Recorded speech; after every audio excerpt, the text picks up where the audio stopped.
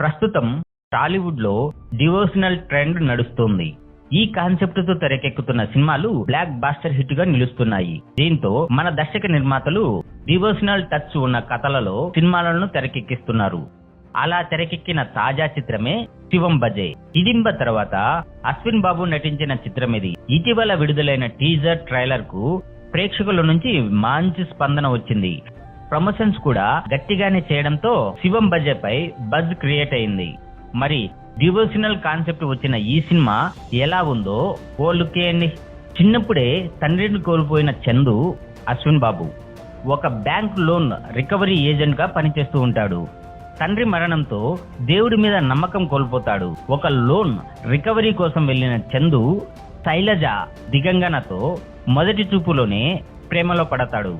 ఆమె ప్రేమలో తడిసి ముద్దవుతున్న చందు ప్రమాదవశాత్తు కళ్ళు కోల్పోతాడు.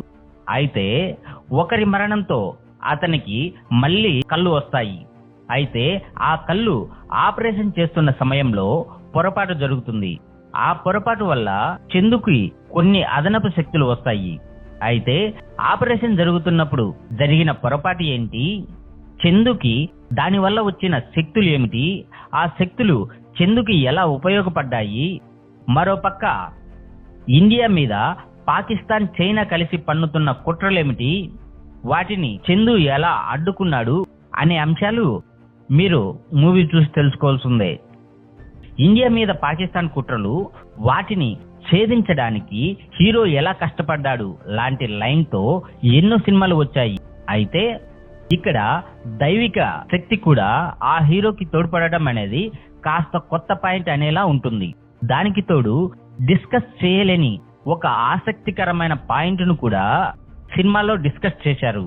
ఇలా కూడా జరుగుతుందా అని ఒక పక్క ఆశ్చర్యచకితులను చేస్తూనే మరో పక్క సైంటిఫిక్ గా ప్రూవ్ చేస్తూ చూపించిన ఉదాహరణలు కూడా కన్విన్స్ చేసేలాగానే ఉన్నాయి. సినిమా నిడివి కూడా సినిమాకి ప్లస్ అయ్యేలా ఉంది. అయితే కొన్ని సీన్స్ సినిమా మొత్తాన్ని ఆసక్తికరంగా మలవడంలో తోడ్పాటు అందించాయి. నిజానికి ఇలాంటి పాయింట్ ఎంచుకోవడంలోనే చాలా ధైర్యం కనిపిస్తుంది. పూర్తి స్థాయిలో ఎగ్జిక్యూట్ చేసే విషయంలో మాత్రం కొంచెం తడబడినట్లే అనిపిస్తుంది.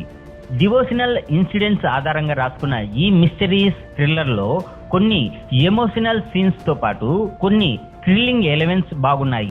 అలాగే క్లైమాక్స్ ట్విస్ట్ కూడా ఊహకు అందని విధంగా రాసుకున్నాడు. దర్శకుడు రాసుకున్న క్రైమ్ డ్రామా కొన్ని చోట్ల ఇంట్రెస్టింగ్ గా ఉంది. ముఖ్యంగా ఈ సినిమాలో కొన్ని సస్పెన్స్ సీన్స్ ఆకట్టుకునేలా ఉన్నాయి. హైపర్ ఆది పంచులు, మేనరిజం ఆకట్టుకునేలా ఉన్నాయి. చిన్న చిన్న లోపాలు, సిల్లీ రీజన్స్ పక్కన పెడితే సినిమాను కొత్త పాయింట్ కోసం చూడవచ్చు.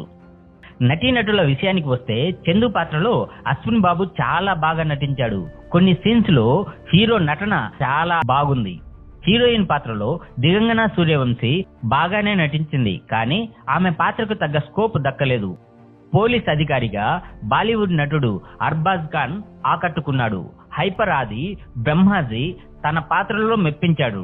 ఇక ఇతర ముఖ్య పాత్రలో కనిపించిన సాయిదీనా, మురళీ శర్మ, తులసి తదితరులు తమ పాత్రకు న్యాయం చేశారు. ఇక టెక్నికల్ టీం విషయానికి వస్తే దర్శకుడు అప్సర్ తీసుకున్న మెయిన్ పాయింట్ అండ్ ఆ పాయింట్ ను ఎలివేట్ చేస్తూ రాసుకున్న కొన్ని సీన్స్ పర్వాలేదు.